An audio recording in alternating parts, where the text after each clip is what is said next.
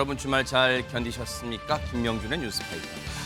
혁신위원장을 임명한 여당, 당대표가 한 달 만에 당무에 복귀한 야당, 둘 다요 짠 것처럼 민생을 이야기했습니다. 그런데 또 붕어빵이 될지 걱정입니다. 붕어빵이 웬 말이냐고요? 처음에 출발은 잘하죠. 그러다가 빵! 네. 언제 또 충돌하고 멈춰설지 걱정된다는 거죠. 그나저나 붕어빵 얘기 나온 김에요. 요새 붕어빵 한 개에 1,000원 하는 거 아시나요? 그게 민생입니다. 그게 민생이에요. 10월 23일 월요일 김명준의 뉴스파이터, 잠시 뒤에 이 이야기 해보도록 하겠습니다.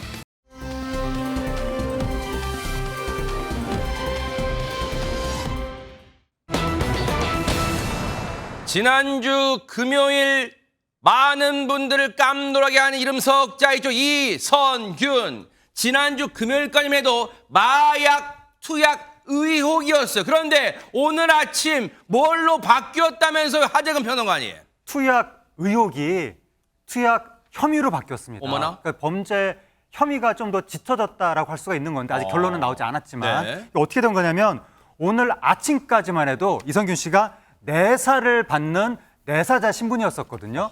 내사를 받는 단계에선 이선균 씨가 소환 조사도 받지 않는 겁니다. 네. 경찰이 오늘 아침까지만 하더라도 입건이나 소환될 계획이 없다라고 했었는데 점심때쯤에 지금 입건이 됐다는 얘기가 나온 거예요. 어허. 입건이 됐다는 것은 이선균 씨가 더 이상 내사자 신분이 아니라 피의자 신분으로 바뀌었다는 얘기가 되는 거고 어허. 지금 마약 투약에 대해서 혐의를 받게 됐습니다. 네. 허주연 변호사님께 여쭤봐야겠어요. 시청자분들을 위해서 이 내사는 뭐고 피의자는 뭐고 소환은 뭐야? 좀 설명 좀 해주세요.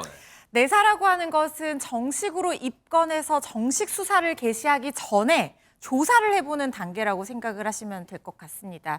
그러니까 우리가 뭔가 범죄 혐의를 포착했는데 이 사람이 이 범죄와 직접적으로 연관이 있는 그냥 참고인 수준인지 네. 아니면 정말 이 피의자로서 어떤 범죄 행위 자체에 연루가 돼서 형사처벌 받을 만한 상황인지 아닌지 경찰로서도 처음부터 알 수는 없는 거잖아요. 그러겠네요. 그래서 여러 가지 기초적인 사실관계를 조사를 하면서 이 사람이 이 의심되는 범죄 행각에 얼마나 연루돼 있는지 일단 기본적인 사실관계를 파악을 하고 어느 정도의 혐의점을 특정을 해야지 정식 수사를 해도 될지 안 될지를 판단을 할 수가 있는 거거든요. 네. 이선균 씨 같은 경우에는 지금까지는 피내사자, 그러니까 구체적으로 마약 투약 사건과 어떤 관련이 있는지 좀 조사를 하는 과정이었다고 하면 네. 이제 피의자 신분으로 전환이 되고 입건이 돼서 수사가 개시된다는 것은 마약 투약을 했다는 것으로 의심받는 조사 대상이 됐다는 겁니다. 어머나. 그러니까 이제 사건 번호도 나오고 피의자 소환 조사도 가능해지는 그런 시점이 온 것이라는 생각이 들고요. 지금 일부 보도에 따르면 수사 과정에서 복수의 마약류를 투약한 단서를 지금 경찰이 포착한 것으로 알려지고 있어요. 마약 종류가 한두 가지가 아니라는 거예요? 네, 이제까지 어떤 마약인지 얘기들이 좀 공식적인 보도가 나오지 않았었는데 복수의 마약류라고 하는 걸로 봐서는 한 종류의 마약이 아닐 가능성이 지금 있는 상황이라는 내용들이 구체화되기 시작했네요. 네. 그렇습니다. 지금 올해 초부터 서울에 있는 한 강남에 있는 유흥업소 유흥업소와 이 주거지 등에서 유흥업소 종업원들과 여러 차례 이 마약을 투약한 혐의를 지금 받고 있는 상황입니다. 지금 보세요. 지금 같이 혼자 마약을 했다고 해도 지금 놀랄 노짜인데 그 마약을 함께한 지금 인물들도 구체적으로 흘러나오고 있는 상황. 일단 장소는 아직 특정되기 좀 어려운 상황입니다만 지금 마약을 같이 한 대상자들도 지금 물망에 지금 계속 수사선상에서 지금 얘기가 나오고 있는 상황에 박성배 변호사님.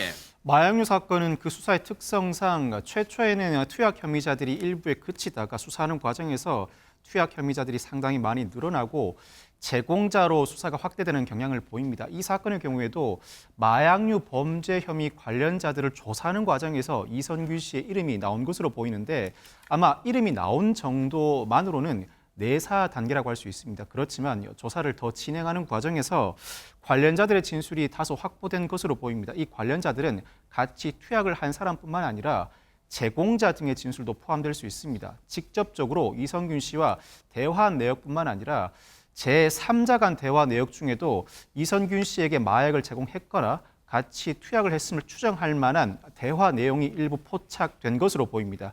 이 정도 수준에 이른 경우에는 내사 단계를 넘어서서 피의자로 입건해 정식 소환 통보를 하게 되고 이때부터 즉 소환 통보를 한 이후부터는 투약한 마약의 종류, 시기를 본격적으로 검증하는 절차를 밟게 됩니다.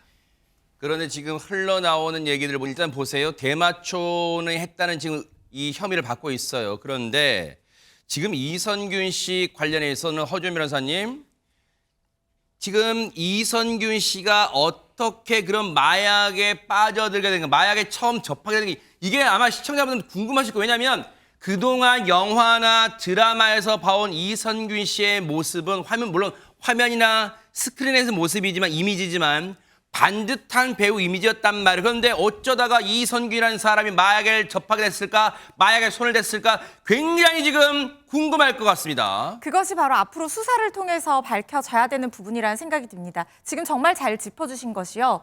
왜 이렇게 접하게 됐느냐는 결국에는 공급을 어떤 경로를 통해서 유통이 됐는지를 밝혀내는 부분이고 네. 마약은 단순 투약만 처벌하는 것이 아니라 공급책을 잡아서 이 공급 부분을 뿌리 뽑아야지 근절이 될 수 있는 범죄거든요. 네. 그런데 이 사건 같은 경우에는 일반적으로 마약 수사가 개시가 되는 것이 이 투약자를 잡아서 조사를 하는 과정에서 이 타고 올라가서 공급책을 검거하게 되는 이런 경우들이 좀 많은 편인데요. 그런데 이 사건 같은 경우에는 인천경찰청에서 인천항을 통해서 마약이 밀수된다는 첩보를 입수를 하고 그걸 쫓다가 보니까 이 마약이 강남의 한 유흥업소로 들어갔다는 정황을 포착을 했고요. 네. 그리고 그 유흥업소 종업원이 마약을 투약했다는 혐의를 조사하는 과정에서 이 의심받는 종업원과 이선균 씨가 굉장히 여러 차례 전화 통화를 한 것을 경찰이 수상하게 여기고 들여다보면서 지금 이선균 씨에 대한 수사가 시작이 된 상황으로 보이거든요.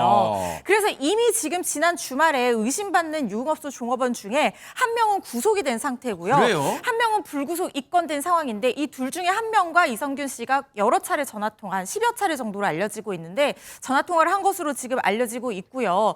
이들이 다 같이 했는지 아니면 별개로 했는지는 아직까지 또 조사를 해야 되는 부분이지만 일단 지난 1월부터 지금까지 여러 곳에서 이 마약류를 투약한 혐의를 이 종업원들이 받고 있는 상황입니다. 자, 이 제목 좀 놔둬보세요. 자, 보세요. 시청자분 보세요.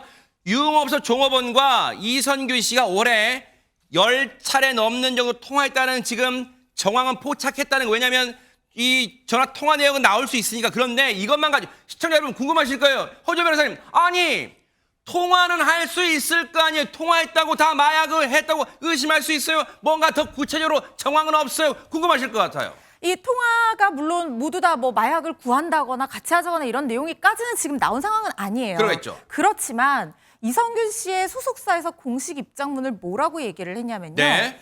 일단 마약 투약 사실에 대해서는 사실관계 확인 중이다. 그래서 정확하게 답변을 지금까지도 하고 있지 않은 상태입니다. 네. 그런데 이 의심받는 마약 이 투약자들 또는 공급책들 관련 인물로부터 이선균 씨가 공갈 협박을 당해서 지금 거액을 갈취당했다라는 얘기를 하고 있고 지난주 금요일에 제가 보도 드렸잖아요. 네. 그렇습니다. 아하. 그것에 대해서 고소장을 제출한 상황이라고 해요. 그런데 이 오늘 경찰 얘기에 따르면 10여 차례 통화한 여성 종업원이 이선균 씨를 협박한 것으로 전해지고 있는데 그런데 이선균 씨 법률 대리인은 지금 이 고소장을 제출할 때 협박한 사람을 특정하지 않고 불상자로 특정을 했다고 합니다. 네. 그리고 실제로 돈을 갈취당하지도 않았다. 그래서 금액을 특정하지도 않았다라고 얘기를 하고 있어서 이 부분은 좀 수사를 통해서 사실관계를 확정할 필요가 있어 보입니다. 자, 지난주 금요일 날 저희가 보도드릴 때는 박성배 변호사님 공갈과 협박을 받아서 실제로 거액을 건넸다는 거잖아요. 그리고 그러면 이 협박을 했던 사람이 구속됐다는 건 어떤 연관성, 이 마약과 연결고리를 혹시 설명할 수 있어요? 거액의 돈과 마약을 실제 투여했는지 여부와 뭔가 연관성이 있는 거예요? 다만 사실관계는 아직까지 불분명한 것 같습니다. 협박을 감행한 사람이 실제로 구속됐는지 여부가 불분명한데 일단 유흥업소 종업원 여성이 구속된 상황이긴 합니다만 이선균 씨가 공갈 혐의로 고소한 시기가 지난주이고 검찰이 이 사건을 경찰로 이송합니다. 공갈 사건도 마약 사건과 동시에 수사를 하여야 사건의 전모가 제대로 밝혀질 것이라고 판단하고 이송한 것으로 보이는데 그 사이에 공갈을 감행한 사람을 구속한다는 것 자체가 시기적으로는 다소 빠듯합니다. 실제로 구속된 유흥업소 종업원 여성이 공갈을 감행한 당사자가 아닐 가능성도 있습니다. 그 당사자일 가능성도 있습니다만 일단 수사 단계에서 유흥업소 종업원 여성이 구속되었다. 이 사람은 단순히 공동으로 투약한 수준을 넘어섰을 가능성이 높습니다. 공동으로 투약한 사람들 그 처분은 동시에 이루어지기 마련인데 마약은 투약, 단순 소지 외에도 매매, 알선, 대량범 등 그 중대성이 날로 늘어나가는 경향을 보이는데 아마 구속된 이 여성은 제공자이거나 장소를 제공하는 등 관리 또는 총책에 해당할 가능성이 상당히 높습니다. 아하. 일단 드러난 정황으로는 마약 혐의와 관련해서 상당히 중요한 역할을 했다고 보고 먼저 구속한 상황에서 이 여성으로부터 각종 마약 투약자 등 정보를 얻어나가는 절차를 밟고 있는 것으로 보이고 이성균 씨가 고소한 사건의 실체 관계는 아마 시간이 더 흘러야 온전히 그 사실관계가 밝혀질 것 같습니다. 물론 신분이 피의자로 전환됐다고 해서 마약을 했다고 지금 상태에서 단정하기에는 좀 이를 수 있어요. 하지만 내사 단계에서 피의자로 전환됐다는 점에서 일단 상황은 이선균 씨에게 가뜩이나 불리한 상황으로 흘러가는 것만은 분명해 보입니다. 그런데 지난주 금요일 날요, 김현주 평론가님, 이선균 씨가 마약 투약 의혹 내사 단계에 있다고 할 때 그 내사 선상에 있는 인물이 또 여럿 있었잖아요. 누구였죠? 총 8명이었습니다. 아하. 그러니까 그 내사 선상에 오른 사람이 8명인데 지금 이 3명의 이선균 씨를 포함해서 구속이나 입건된 사람이 있는 것이고 나머지 5명 중에 이 중에 좀 관심 가는 인물들이 있는 거예요. 아하. 이 가운데 재벌가 3세니 뭐 가수 지망생이니 이런 사람들이 있다고 해서 더 관심이 지금 모아지고 있는데 네. 다만 이 사람들은 지금 현재 구체적으로 드러난 것은 없는 상태예요. 오. 다른 인물을 조사하는 과정에서 그 이름이 나온 상황이다. 이렇게 지금까지는 정리가 될 수 있겠는데요. 네. 그런데 이 두 사람이 지금 보시다시피 한 사람이 남양 유업 창업주의 외손녀로 알려진 황하나 씨. 허허. 그리고 또 가수 연습생 출신인 한서희. 하하. 이렇게 이제 두 사람인데 이 두 사람 가운데 황하나 씨의 경우에는 배우 겸 가수인 박유천 씨와 이미 마약 투약 혐의로 집행유예를 선고받은 바가 있고요. 그리고 이 한서희 씨의 경우에도 이미 마약 혐의로 3차례나 유죄 판결을 받은 전력이 있는 사람들이라고 합니다. 하하, 참 답답하고 진짜 딱합니다. 물론 이번 사안, 과거 마약 투약 혐의가 있었던 건 사실이지만 이번 사안은 아직은 두 사람 내사 단계로. 근데 황하나라는 사람 예전에 마약 혐의로 형을 이미 살고 났을 때 그때 뭐라고 했었는지 한번 들어보시고 이어가 보도록 하겠습니다. 과거와는 단절되게 반성하며 바르게 살겠습니다. 죄송합니다. 그리고 그동안 저 때문에 고생 많으신 분들께 감사 인사 전하고 싶고 다시는 잘못 저지르지 않고 선행하며 살겠습니다. 죄송합니다. 수원국지도 재판부 그 실형은 피하셨는데 재판 결과돼서 한 말씀만 더 해주신다고요. 열심히 살겠습니다. 반성합니다. 항소는 안 죄송합니다. 하실 건가요? 네, 안 합니다. 물론 최재명 교수님, 예. 사람이 결과론 갖고 다 이야기할 수는 이 세상을 다 이야기할 수는 없습니다만 지금 물론 내사 단계니까 이것도 이번 마약 투약 혐의 뭐 확정적으로 단정할 수 없다 쳐도 지금 내사 선상에 이름이 다시 오르내리는 저 황하나라는 사람 보면서 저 구치소 앞에 나올 때 엄청 반성하는 뭐 구치소 직원까지 살뜰이지 아이고 돌아서 아이고 구치소 뭐 하는 거예요 지금? 그러니까 그건 반성이 아니죠. 사실은 순간의 어떤 그 여론의 비판을 모면하려는 시도라고 봐요. 엄청 뭐 사람 챙기는 거 뭐 다 보이고 그랬었죠. 참말로. 그렇게 보였지. 그러니까 실제로는요 반성을 안 했다고밖에 볼 수 없어요. 저는 그래서 황하나 씨 물론 지금 말씀하신 것처럼 연관성이 있는지 없는지 몰라요. 아직은 확인된 게 없지만 내사 단계 들었다고 하는 것은 연관성이 있다고 하는 의혹이 지금 생긴 거잖아요. 네. 그러면 최소한 이런 의혹이 생기지 않을 수 있도록 본인의 생활에 마약과는 완전히 단절된 삶을 살았어야 돼요. 그런데 지금 근처 얼씬도 하지 말아야죠. 그렇지. 왜 이렇게 이런 얘기가 술술 나올 내사 단계라니. 그러니까요. 그러니까 이런 얘기가 나오게끔 된 게 문제라고 저는 네. 생각해요.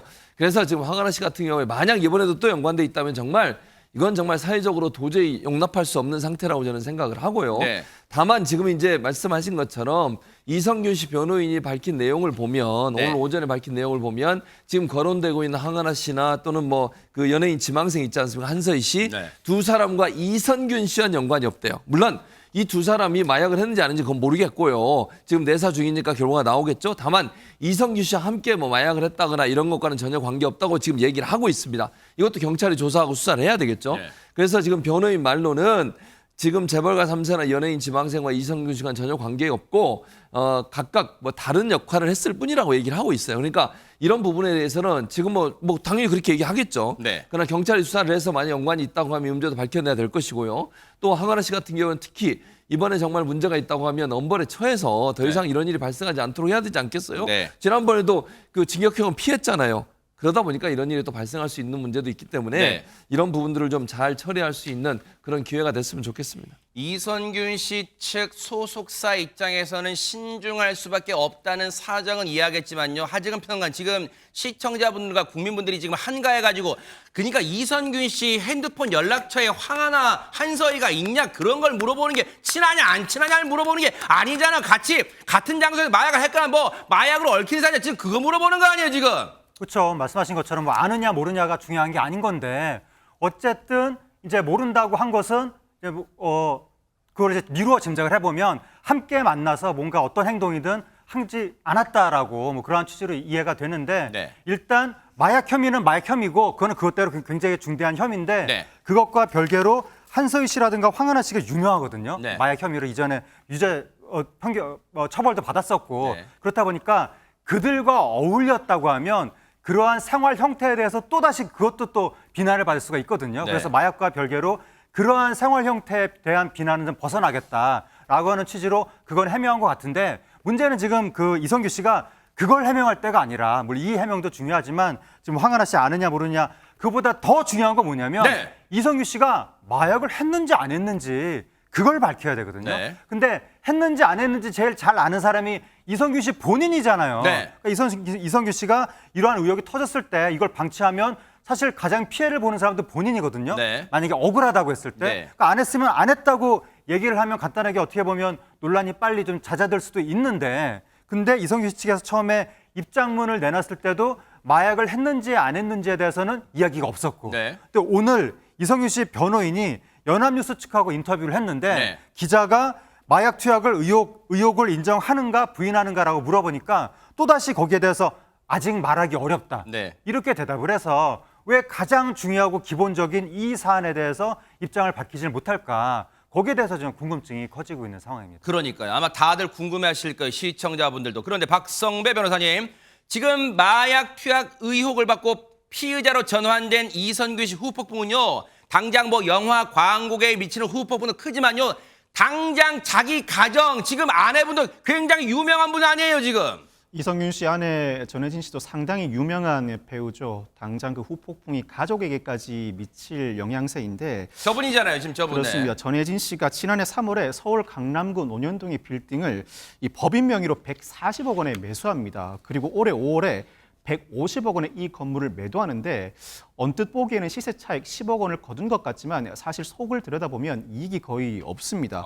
부동산을 매매하는 과정에서 취득세, 법인세가 소요되고 대출, 이자 등을 고려하면 사실상 이익이 없다고 봐도 무방합니다. 네. 이 건물 투자 가치가 꽤 있을 것으로 보이는데 건물을 매각했다는 소식이 지난 6월 전해지자 왜 굳이 이 빌딩을 매각했을까? 임대 수익이 없나 보다, 개인 사정으로 매각했나 보다라는 추측이 나왔었습니다. 그런데 이성균 씨의 마약 투약 의혹이 불거지고 공갈 피해 고소를 감행한 사실이 알려지면서 이 사건과 빌딩 매각 사이에 관련성이 있는 것 아니냐는 추측이 나오고 있습니다. 즉 전혜진 씨가 이성균 씨 사건 관련 내용을 숙지한 상태에서 이에 대비하기 위해서 빌딩을 매각한 것 아니냐는 추측이 나오고 있는데 이성균 씨 측은 이 건물 매각 이번 일과는 무관하다는 입장입니다.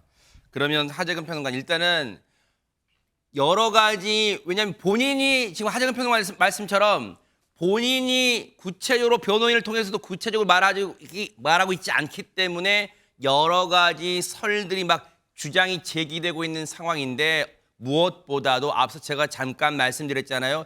이렇게 되면 당장 일단 발등에 불 떨어진 쪽은 이선균 씨와 연관을 맺은 엔터테인먼트 업체나 연예계나 영화나 드라마 쪽 이쪽에 계신 관계자들 아니에요? 어떻습니까? 예, 그러니까 일단 의혹을 받았잖아요. 네. 의혹이 오늘부로 이제 혐의로 또 바뀌기까지 했는데 이성균 씨가 이거를 확실하게 아니다라고 부인하지 않는 이상 대중은 계속해서 의혹이나 혐의를 갖게 될 수 있는 것이고 그러면 연예인이 이미지가 중요하잖아요. 아하. 그러니까 그 이미지에 악영향을 미칠 수가 있다 보니까 이성균 씨가 출연한 영화, 드라마, 광고 이 관계자들은 굉장한 또 부담감을 갖게 되는 거거든요. 그렇다 보니까 이성균 씨가 지금 촬영을 끝마친 영화가 2편이나 되는데 어머. 그중에 하나가 올 겨울에 개봉 예정이었었는데 200억 대작인데 지금 개봉 일정을 잡기가 어려운 미리 예약을 할 수가 없잖아요. 그러겠네요. 이 조사가 어떻게 진행이 될지 모르니까. 맞아요, 네. 다른 영화 한 편도 그렇고 또 드라마도 이미 지난 주말부터 이성균 씨가 촬영이 예정돼 있었는데 아하. 또 촬영 못했고 다른 배우들도 연쇄적으로 지금 촬영을 못하고 모르겠네요. 있고 이성균 씨가 지금 자진 하차 의사를 밝혔는데 네. 또 이성균 씨가 나온 광고도 문제가 되고 있습니다. 그래서 뭐 이성균 씨 이름이 삭제된 광고도 있고 이성균 씨랑 전혜진 씨 부인이 함께 나온 광고도 있었는데 그래요? 그 광고도 내렸고 아하. 이러다 보니까 앞으로 이성균 씨 그 수사 내용이 어떻게 되느냐 여부에 따라서 점점 피해가 커지면서 이성균 씨가 뭐 위약금이라든가 피해 보상 이런 걸 굉장히 많이 해야 될 가능성도 제기되고 있습니다. 물론 이선균 씨를 아끼는 팬분들은 지금 이 순간에도 아닐 거야, 아니기를 바라는 마음 간절할 거예요. 아마 많은 시청자분도 그런 마음 가지실 거예요. 하지만 지금은 어느 쪽도 단정할 수 없으니 차분하게 경찰 수사를 끝까지 눈 부릅뜨고 뉴스파이터도 따라붙어 보도록 하겠습니다.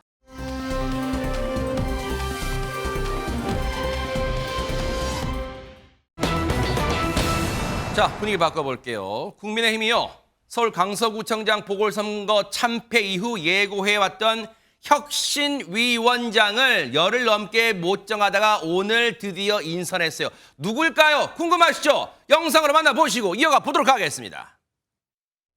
국민의힘은 당의 진실한 변화를 만들어갈 혁신위원장으로 인요한 교수님을 모시고자 합니다. 대한민국 특별귀화자 1호 인요한 교수님은 전주에서 태어나 전남 순천에서 자랐으며 한국에 조건 없는 사랑을 실천해온 가문의 사람입니다. 지역주의 해소와 국민 통합에 대해서도 깊은 안목과 식견을 가지고 계신 분입니다. 정치 개혁 필요성에 깊이 공감하고 투철한 의지도 가지고 계신 만큼 우리 국민의힘을 보다 신뢰받는 정당으로 재탄생시키는 데 인요한 교수님께서 최적의 처방을 내려주실 것으로 기대합니다. 인요한 이름 석자 혹시 여러분 들어보셨어요? 하재근 평론가님, 오늘 아침에 많은 분들이 이 뉴스 접하고 속보 접하고 깜놀하셨을 텐데 인요한 많이 들어봤다. 얼굴이 어떻게 생겼을까 궁금할 것 같아요. 예, 많은 분들이 깜짝 놀랐는데 네. 인요한 교수를 아는 분들도 상당히 있고 네. 왜냐하면 저분이 TV라든가 여러 가지 매체에 그동안 등장을 많이 했었는데 이분이에요. 예, 네. 그런데 정치권 인사로 등장하지는 않았고 네. 그냥 뭐 유명인 뭐 서양인 출신의 우리나라 뭐 의사 네. 특별귀화 1호 구수한 사투리 네, 뭐 그런 거 그런 걸로 있잖아요. 이제 유명한 분인데 네. 이번에 깜짝 놀랍게도 국민의힘 혁신위원장에 지금 이렇게 뽑힌 거예요. 네. 그러면서 김기현 국민의힘 대표가 뭐라고 그랬냐면 네. 인요한 교수는 지역주의 해소와 국민 통합에 대해서 깊은 안목과 식견을 가지고 있다. 네. 그래서 우리 국민의힘을 보다 신뢰받는 정당으로 재탄생시키는데 네. 최적의 처방을 내려줄 것으로 기대한다라고 이제 기대감을 내비쳤고 네. 그러면서 동시에 이번 혁신위에 대해서 이게 혁신위가 뭐 이름만 내거는 게 아니다. 구성이나 활동 범위 여러 가지 활동 내용에 대해서 정권을 가지고 자율적 독립적으로 판단을 하게 될 것이다. 네. 그렇게 밝혔습니다. 물론 최진봉 교수님, 인요한 교수는 잠시 한국에 머무르러 온 사람 그런 사람이 아니에요. 대한민국 국적자면 귀하신 분이에요. 대한민국 국민인 건 맞아요. 그동안 우리한테는 어떻게 많이 알려졌어요. 푸른 눈의 한국이 뭐 이렇게 많이 알려졌단 말이에요. 네. 맞는 말씀이에요. 그러니까 태어나기도 한국에서 태어났고 계속 한국에서 살고 계셨기 때문에 뭐 외국인이라고 보기는 어려워요. 저는 그렇게 생각을 하고요. 이분 같은 경우에는 누구의 증손자냐면 유진벨 선교사의 증손자예요. 그래요? 유진벨 선교사가 누구시냐면 1895년 19세기예요. 그러니까 1895년 4월 8일 한국에 선교사로 오신 분이고 그 이후로 4대째, 야. 4대째 한국에서 선교 활동하고 교육 활동하고 의료 활동하고 네. 이런 일을 했었어요. 아하. 그러니까 이제 증손자예요. 네. 유진벨 선생님의 증손자고 네. 연세대 의대에서 이제 의사 공부를 했고요. 그리고 네. 이제 교수가 됐고 지금도 교수를 하고 있는 건데 이분들이 세운 이 가문이 세운 학교만 해도 엄청나게 많아요. 예를 들면 전주 지역, 광주 지역 가면 기독교 관련된 학교들도 많이 세웠고 병원도 세우고 이래서 엄청나게 많은 기여를 하신 분 맞고요. 네. 1993년도에 한국형 구급차를 최초로 개발해서 그 공로로 2012년도에 대한민국 1호 특별 귀화자로 선정이 됐고 네. 그리고 이제 박근혜 전 대통령 그 당선인 인수위에서 국민대통합위원회 부위원장을 역임하셨고 네. 지난 8월에 국민의힘 가서 특별 강연도 하신 아하. 그런 경력을 갖고 계신 분입니다. 네. 인요한 혁신위원장, 국민의힘 혁신위원장이 됐어요. 오늘 오전에 국민의힘 당사를 방문했어요. 그리고 앞서 잠깐 영상 나왔지만 기자들과의 만남에서 왜 본인이 인선됐을까 그 배경을 좀 설명했는데 들어보시고 이어가 보도록 하겠습니다. 주말에 갑자기 결정된 일이라 오늘은 특별히 말씀드릴 거 없고 그냥 한 단어로 정리를 하겠습니다. 통합을 추진하려고 합니다. 통합을. 사람 생각은 달라도 사람은 미워하지 말자. 이런 통합입니다. 국민의힘에 있는 많은 사람들도 내려와야 됩니다. 내려와서 듣고 변하고 희생할 각오가 돼 있어요. 저는 또 이건희 회장님 말씀 중에 참 제가 깊이 생각한 게 와이프하고 아이만 빼고 다 바꿔야 된다. 많이 바뀌어야 될 것 같아요. 자꾸 한 고 이건희 회장 얘기까지 다 인용했어요. 근데 통합을 얘기하면서 저 유명한 말을 인용했어요. 어떻게 혁신을 이끌겠다는 청사진을 제시했을까요? 일단 통합에 대한 의지가 강해 보이고 그리고 혁신위원장으로서 뭔가 바꾸겠다는 의지 자체는 강해 보이지만 구체적으로 이걸 어떻게 바꿀 것인지에 대해서 저는 아직까지 좀 물음표를 주고 싶습니다. 네. 왜냐하면 지금 상징성도 좋고 굉장히 참신하고 파격적인 인사이기는 해요. 그리고 지금 본인이 전라남도 순천 출신이고 그리고 정치적인 어떤 그런 성향은 보수 출신이고 그렇게 보수 성향이고 그렇기 때문에 전라도의 어떤 호남의 정서를 가지고 있으면서도 김대중 대통령을 존경하는 보수주의적인 행보를 보인 인물이라는 점에서 이 통합의 메시지는 굉장히 상징적이고 좋은 것 같아요. 그렇지만 우리가 지금 필요로 하는 것은 국민의힘에서 물론 혁신의 방향 중에 하나가 통합이 있기는 합니다. 왜냐하면 지금 뭐 정쟁 현수막 다 내리고 있고 그러니까요. 하지만 통합만 가지고 되는 것이 아니라 이게 통합위원회도 아니고 결국에는 혁신 그러니까 완전히 바꾸면서 내년 총선 승리를 향해서 달려가야 되는 마중물이 돼야 되는 그런 위치거든요. 네. 그런데 혁신을 어떻게 할 것인지에 대해서 의문점을 갖는 이유는 이분이 외부 인사기 때문에 정당 내부에 대해 사정에 대해서 잘 모르고 전문성에 대해서 보여준 어떤 그런 정치적인 어떤 이력이 제가 보기에는 없는 것 같아요. 그래서 이걸 어떻게 내부 사정을 잘 모르면서 혁신을 이끌 수 있을 것이냐 이런 의문점을 갖게 되고 또 한 가지 기시감을 느끼게 되는 것이 민주당 김은경 혁신위가 사실상 실패를 했잖아요. 그때도 이 혁신위원장 인선을 하면서 진통을 겪었다는 점도 이 두 가지 경우가 비슷하고 그리고 외부에서의 참신한 인물을 데려왔지만 결국에는 내부적인 전문성이 없어서 이재명 아바타가 아니냐 이런 비판을 받으면서 패배 속에 막을 내렸거든요. 이렇게 되지 않으려고 하면 이분이 어떤 정당의 개혁에 대한 혁신에 대한 전문성을 보여주는 그런 필요성이 좀 있지 않겠나 하는 생각이 듭니다. 결국은 내용이다 이거예요. 자, 그리고 총선은 얼마 안 남았는데 혁신위가 어떤 이 혁신안을 내용물을 꺼내놓을지가 궁금해요. 물론 가장 넘어야 할 산은 뭘까요? 현역 의원들, 즉 기득권 세력들을 어떻게 설득하고 합의를 이끌어낼 것인가 좀 지켜보겠습니다.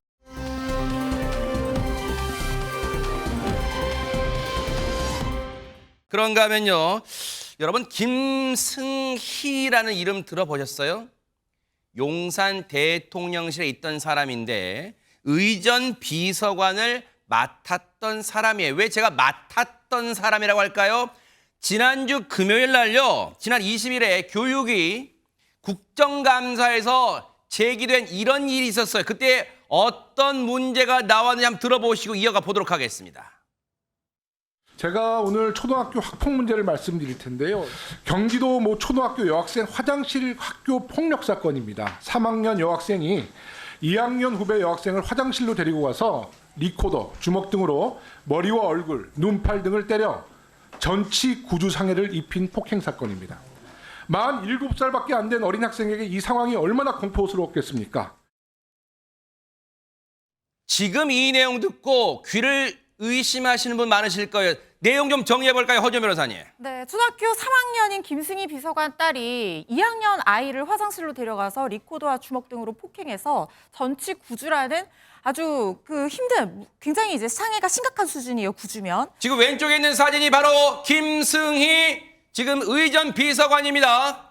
네. 이 비서관의 초등학생 딸이 그런 행동을 했다고 지금 국정감사에서 폭로가 된 거예요. 네, 말씀하시죠. 그렇죠. 그런데 가해자는 출석 정지와 학급 교체 처분을 받는데 그쳤다는 것이고요. 학폭심의위원회도 사건 발생 2달이 지나서야 개최가 됐다고 합니다. 이 아이는 지금 홈스쿨링 핑계로 지금 이 학폭 사건이 불거진 7월 이후에 학교에 나오지 않고 있는 상황이고요. 피해자가 너무 행복하다, 그 언니 안 봐서 즐겁다, 이렇게 얘기를 한다고 합니다. 지금요, 여러분 충격이죠. 초등학생들 간의 다툼 정도가 아니에요. 전치 구주예요. 지금 피해자는 초등학교 2학년이에요. 한 학년 아래예요. 얼마나 공포스러웠을까요? 근데 더 충격적인 내용이 이거 말고 또 나와요. 한번 들어보시고 이어가 보도록 하겠습니다. 이 학폭 사건의 가해자의 아버지는 대통령실 김승희 의전 비서관입니다. 그런데 이 사진은 가해 엄마 김승희 비서관의 부인 카톡 프로필에서 확인할 수 있었다는 겁니다. 남편과 대통령이 함께 있는 사진을 올려놨으니 카톡을 주고받는 학부모들과 선생님까지 아이의 부모가 누군지 충분히 짐작할 수 있지 않았겠습니까? 그런데 카톡 프로필에 이 사진을 올린 시점을 보면 다분히 의도가 있어 보여요. 학교장이 긴급 조치로 가해 학생의 출석 정지를 내린 날입니다. 그런데 굳이 카톡 프로필에 왜 이 사진을 올렸을까요? 더 적절치 못한 건 그 가해자 어머니의 진술이에요. 아이의 이런 행동을 일종의 사랑의 매라고 생각했다고 기술한 겁니다. 초3이, 초2에게 가한 폭력이 그것도 전치 구주의 상해를 입혔는데 사랑의 매라고 비유한 것은 정말 충격적인 것입니다. 더불어민주당 김영호 의원이 교육위원회 국정감사에서 폭로한 내용이긴 합니다만 아직 수사 상황은 아닙니다. 하지만 보세요. 내용 자체가 충격이에요. 초등학교 3학년인 김승희, 이제는 사표가 수리됐으니까 전인을 붙일게요. 전 의전 비서관의 초등학교 3학년 딸이 한 학년 아래인 후배를 여자 화장실로 데려가서 폭행을 했는데 보세요. 리코더와 주먹 등으로 때려서 전치 구주 상해를 입혀서 전치 구주예요. 9일도 아니고 전치 구주예요. 그런데 그게 강제 전학도 아니고 학급 교체. 이건 이따 짚어볼게요. 학급 교체. 학교를 바꿔준 것도 아니에요. 강제 전학시킨 것도 아니에요. 자, 그리고 최재명 교수님, 그 김승희 의전비서관의 딸의 엄마, 그러니까 김승희 의전비서관의 아내라는 사람은 사랑의 매라 했답니다. 사랑의 매. 아, 무슨 사랑의 매요? 사랑의 매를 친구가 친구한테 합니까? 이게 말이 되는 소리예요? 저는 이해가 안 된다고. 진술서에 어떻게 그렇게 쓸 수 있는지 모르겠어요. 사랑의 매라고 하면 그야말로 부모가 선생님이 학생에 대해서 사랑의 마음으로 뭐 체벌을 하거나 뭐 이런 거 체벌도 하면 안 되지만 그런 걸 얘기하는 거예요. 아이가 동료, 한 학년 선배예요. 후배 애를 이렇게까지 때려놓거나 이게 사랑의 매라고 진술서에 쓸 수 있는 겁니까? 입장 바꿔서 김승희 의전비서관 딸이 학교에서 이런 폭행 당했는데 대개 따님 우리 딸한테 사랑의 매를 때려줬군요 할 거예요 진짜 이걸? 할 수가 없는 거죠. 그게 말이 되는 소리를 해야 되는 거 아니겠습니까? 그래서 제가 이해 안 되는 게 앞에 있는 메신저 프로필 사진, 이것도 상적으로 이해가 안 돼요. 보통 일반적인 사람들은요, 일부러라도 남편에게 피해가 갈까 봐 프로필 사진 내리는 게 맞아요. 저 사진 올렸어요? 저 사진을? 그러니까 말이 안 되는 거죠. 이게 알려지면 어쩌라고 이걸? 저 올려서 어쩌라고? 그러니까 상상을 해보면, 그냥 추측을 해보면요, 권력자의 딸이라고 하는 걸 보여주지 않으면 저런 사진을 올릴 수가 없어요. 일반적이고 상식적인 사람이라면 저 사진 올려가지고 내 남편한테 피해 오면 어쩌지? 라고 생각해서 올린 사진이라도 내려야 되는 상황이에요. 그런 상황에서 자기 아이가 출석 정지가 날이잖아요, 그날. 그러면 일부러라도 감추고 싶을 텐데 그게 아니라 뻔뻔하게 이렇게 메신저 프로필 사진에 자기 남편과 윤석열 대통령이 함께 찍은 사진. 대통령한테 피해를 주는 거예요, 이거는 동일하게. 저런 사고방식을 갖고 있기 때문에 아이의 행동을 일종의 사랑이라고 쓰지 않았겠습니까? 상식적으로 이해할 수 없는 행동을 하고 있어요, 지금. 김현지 평론가님, 상식이 있어요, 없어요, 진짜? 정말 충격적인 일이라고 아니할 수가 없겠습니다. 이게 더군다나 초등학생 3학년이 가해자, 2학년이 피해자. 그런데 전치 9주가 나왔어요. 저는 정말 이 9주라는 거는 일반 교통 뭐 상해 사고 같은 데서도 잘 들어보지 못한 그런 중대한 일이기 때문에 대통령실에서도 이 문제에 대해서 접하고는 그 사안의 심각성에 대해서 아마 굉장히 심각하게 받아들였던 모양입니다. 네. 20일 오전에 국감장에서 이 학폭 의혹이 제기된 이후에 제가 알기로는 대통령실에서 점심시간에 이미 회의를 한 것으로 알고 있어요. 그래서 이 문제가 제기된 이후에 약 4시간 뒤에 대통령실에서 공직기강 조사를 이미 시작을 했고, 공교롭게도 이 다음 날 지금 그 사우디와 카타르 4박 6일 순방이 예정이 되어 있었습니다. 그러면 의전 비서관이면 곁에서 수행을 해야 되잖아요. 따라가야죠, 네. 이미 그때 이제 배제하는 조치를 취해요. 그리고 나서 퇴근 시간 되기 전에, 그러니까 이 국감장에서의 의혹 제기 이후에 약 7시간여 뒤에 부모로서의 깊은 책임을 느낀다면서 사표를 본인이 제출을 해요. 즉각 전격 수리가 됩니다. 순방 당일날 결국 배제시켰어요. 바로 즉각적인 대응을 했어요. 그만큼 이 사안이 심각한, 사안의 심각성을 용산 대통령실도 인지했다고 일단 보여지는데, 그런데 추가적인 의혹이 제기됐어요. 그 얘기 들어보시고 이어가 보도록 하겠습니다. 사실 7월 17일 방과후 수업 전에도 똑같은 수법의 폭행이 있었습니다. 방과후 수업 후에 이제 리코더랑 손으로 때려서 전치 9주의 부상을 입혔잖아요. 근데 사실 그 방과후 수업 전에도 한 차례 폭행이 더 있었다는 거예요. 똑같은 화장실이고요. 그러니까 지금까지 언론에서 보도된 거는 총 2차례. 7월 17일 일주일 전과 7월 17일 2차례인데 7월 17일 날 방과후 수업 전 한 차례가 더 있었던 거죠. 그러니까 총 3차례의 폭행이 이루어졌던 겁니다. 그래도 같은 방법으로 폭행을 했다고 합니다. 학폭위 때는 반영이 되지를 않았고요. 근데 피해자 측에서는 이제 한 차례 더 폭행 당한 것을 아마 이제 행정 소송으로 그것을 좀 더 추가시킨다는 것 같습니다. 들을수록 충격적입니다. 총 3차례 폭행이었다는 겁니까? 그럼 박성배 변호사님? 김 전 비서관의 딸이 학폭위에 올라간 사건은 2차례 폭행 사안이죠. 그렇지만 또 다른 학교폭력 사건으로도 신고가 접수됐습니다. 즉 경기도 교육청에 따르면 김 전 비서관의 딸은 올해 모두 2건의 학교폭력 신고가 접수됐는데 모두 가해자로 기재돼 있다고 합니다. 학폭위에 올라가지 않은 나머지 한 건은 올해 1학기 같은 반 학생과 말다툼을 한 사안인데, 다만 이 사건은 학구장 재량으로 학폭위 없이 자체 종결됐다고 합니다.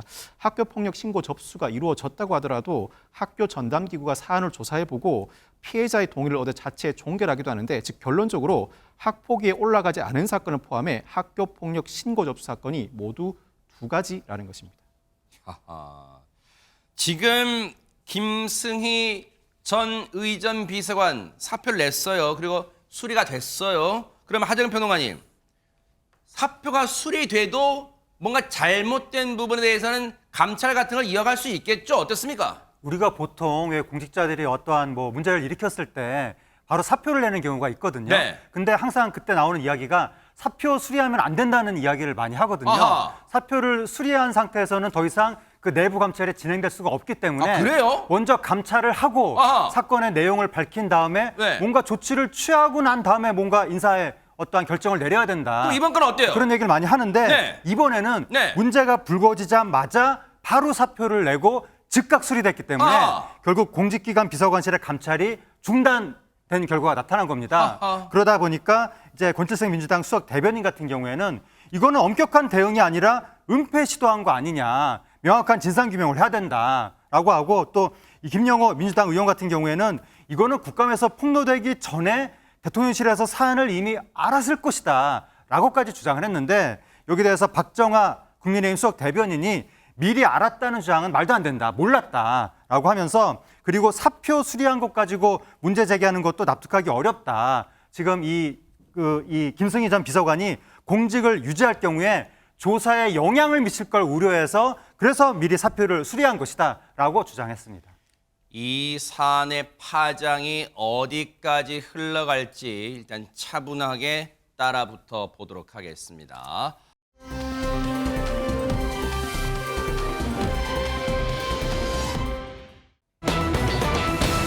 자, 분위기 바꿔볼게요. 우리 중화요리집 가끔 가요. 그런데 이제 중국 음식 먹을 때 가끔 맥주 한잔 할까 할 때 많이 시키는 맥주가 뭘까요? 허주연 변호사님. 양꼬치엔 칭따오죠. 맞아요. 그런데 이 칭따오에 정말 충격적인 테러를 가하는 영상이 공개가 되면서 사람들이 엄청나게 놀라고 충격을 받고 어머? 있는데요. 지난 19일 중국의 소셜미디어에 올라온 바로 그 영상 함께 보시겠습니다. 뭘까요, 네? 네, 중국 산둥성 핀두시의 칭따오 맥주 공장인데 한 남성 담을 넘어서 맥주 원료인 메가 보관소로 들어가는 작업자 모습입니다. 네. 주위를 쓱쓱 둘러보더니 놀라지 마세요. 지금 모자이크 처리가 됐지만 소변을 보는 듯한 행동을 하고 있어요. 네? 메가 보관소 맥주 원료인데 맥주를 만드는 원료인 메가 보관소에 저렇게 들어가서 두리번두리면서 지금 바리춤에 손이 갔는데 저게 지금 한재근 평등한 저 인간, 저 사람이에요, 저 사람. 너무나 충격적인 행동을 한 것이고 저 모습을 보고 중국 누리꾼들도 지금 경악을 하고 있습니다. 와, 그래서 진짜. 중국의 포털 사이트 실시간 검색어 상위권에 올랐고 대박 사건이네, 진짜 한국시보라든가 현지 매체들도 지금 이 사건을 크게 보도하고 이게 있는데 사람이에요, 이게? 지금 너무나 말도 안 되는 행동이죠. 만약 소변 본 게 사실이라면 네. 그래서 핑두시 지금 관리 당국이 즉시 원료를 봉인하고 조사에 착수했다라고 네. 하면서 지금 사실관계가 드러나면 법에 따라 엄중히 처벌할 것이다 이렇게 이야기하고 있는데 중국 누리꾼들이 저게 정말 소변 본 게 맞다면 앞으로 칭따오 맥주를 먹으면 안 되는 거 아니냐 이런 얘기가 중국에서도 나오고 있다고 합니다. 지금 중국 누리꾼들이 놀라는 거 하나도 안 이상해요. 당연히 놀라야죠, 그러면. 그런데 지금 문제는 허주면서 앞서 얘기했잖아요. 양꼬치 칭따오. 우리 중국 음식점에 양꼬치집 갔을 때 칭따오 우리한테도 수입이 되는 맥주잖아요. 어떻게 되는 거예요? 우리 한국인들이 정말 사랑하는 중국 맥주 중에 하나죠. 네. 칭따오 맥주 120년 역사를 자랑하는데 믿고 먹었는데 지금 누리꾼들이 이게 무슨 일이냐. 이거 정신적으로 손해배상 청구해야 되는 게 아니냐라고 하면서 난리가 났습니다. 네. 그동안 먹었던 게 소변 맥주가 아니라는 보장이 어디 있느냐 이런 반응들 저 많고요. 인간이에요, 진짜? 심지어 칭따오 맥주 광고 모델인 배우 정상훈 씨 SNS에 누리꾼들이 찾아가서 이거 사실 맞냐? 맥주에 소변 들어간 소변 맥주 맞냐? 이렇게 항의 댓글을 달고 있다고 합니다. 칭따오 측의 입장은 나왔을까요? 너무 기가 찹니다. 박성배 변호사님. 이 칭따오 맥주의 국내 수입사 비어케이가 적극 설명에 나섰습니다. 한국에 들여오는 칭따오 맥주는 논란이 된 제3공장이 아니라 제1, 2, 5공장에서 생산된다. 하필 3이 딱 빠져요? 그렇습니다. 이 공장별로 메가를 각자 보관해 사용하기 때문에 문제의 메가가 다른 공장에서 사용될 가능성도 없다는 설명입니다. 추가로 식약처도 사실관계를 확인하고 설명에 나섰는데 주 칭따오 대한민국 총영사를 통해 확인해 본 결과 이 제조 공장은 식약처의 해외 제조업소로 등록되지 않아서 국내 수입 제품은 다른 공장에서 생산된다는 설명입니다. 저게 진짜 인간입니까? 저게 할 짓이. 근데 아무래도 모르면 몰랐지. 저 영상을 본 이상 이제 칭따오 맥주 먹기 힘들 수도 있을 것 같다는 생각이 들어요. 어떻습니까, 하재근 평론가님? 칭따오 맥주가 국내에서도 상당히 인기가 있는 맥주 중에 하나인데 그래서 더 지금 충격이 큰 것이고 국내에서 지금 나오는 반응들이 이번 사건이 중국의 내수형 공장에서 벌어진 일이라고 하는데 네. 자국민이 먹는 내수형 공장이 관리 상태가 저 지경이라면 네. 수출형 공장이라고 괜찮을지 의문이다. 네. 이런 얘기가 나오면서 다른 중국산 식품도 불안해서 못 먹을 것 같다. 네. 냉장고에 넣어뒀던 칭따오 맥주를 다 갖다 버렸다. 이런 반응들도 나오고 있습니다. 그러니까요.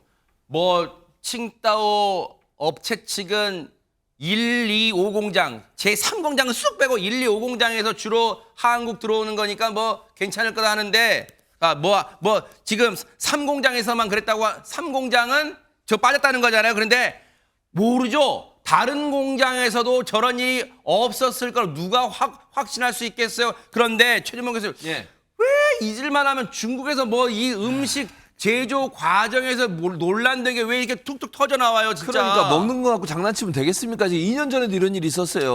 2년 전 2021년에 뭐였죠? 알몸 김치. 맞아요, 기억나시죠? 맞아요. 네. 저 김치 배추를 절이는 과정에 옷을 벗고 들어가서 한 맞아요, 남성이 네. 거기서 지금 화면에 저 왼쪽에 있는 화면이에요. 진짜 얼마나 지저분해 보입니까? 저게 뭐 하는 겁니까, 진짜. 대체? 땀 뻘뻘 나고 그럴 거 아니에요. 저기서 뭐 하고 있는지 어떻게 알겠어요. 그리고 바닥에 곡물 쏟고 맨발로 섞는 이 장면 2021년 4월.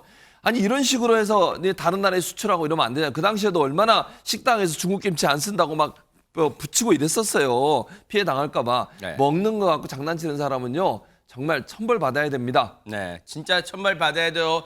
앞으로 정말 확실한 믿음을 줄 수 있는 조치 어떻게 취해질지 한번 보고 이게 불매 운동까지 안 이어지게 하려면 정신 똑바로 차리고 한번 관리 감독 잘 하기를 기대를 해보도록 하겠습니다.